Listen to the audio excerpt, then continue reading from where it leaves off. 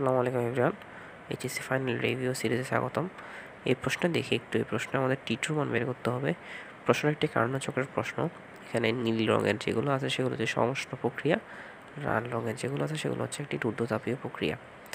তাহলে আমরা দেখি ডি থেকে সিতে যখন আমাদের যে লাইনটা আছে সেখানে তাপমাত্রা সবসময় কনস্ট্যান্ট থাকবে, যে কোনো বিন্দুতে তাপমাত্রা থাকবে কনস্ট্যান্ট। সেমভাবে এ থেকে বিতেও তাপমাত্রা কনস্ট্যান্ট থাকবে, এগুলোকে বলা হয় কনস্ট্যান্ট টেম্পারেচার লাইন।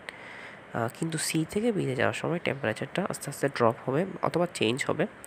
এখন আমরা যদি সূত্রটা খেয়াল করি, সূত্রটা হচ্ছে আমাদের টি আর ভি এর সূত্র, যেহেতু এখানে নিচে ভি দেওয়া আছে। T one V one gamma minus one is equal to T two V two gamma minus one. আমাদেরকে বের করতে হবে শুধুমাত্র টি2 মানটা।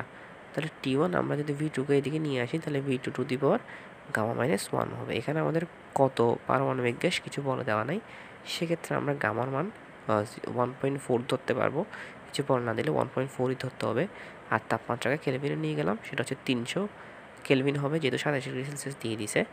আর আমাদের ভি1 হবে 4, আর যেহেতু বি বিন্দুতে আসতেছে সেক্ষেত্রে ভি2 হবে 5। তাহলে আমরা যদি এখন হিসাব করে দেখি তাহলে টি2 মান চলে আসতেছে আমাদের কত, 74.38 কেলভিন, যেটা কিনা সেলসিয়াস হিসাব করলে 1.38 সেলসিয়াস হবে। এটাই আমাদের আনসার।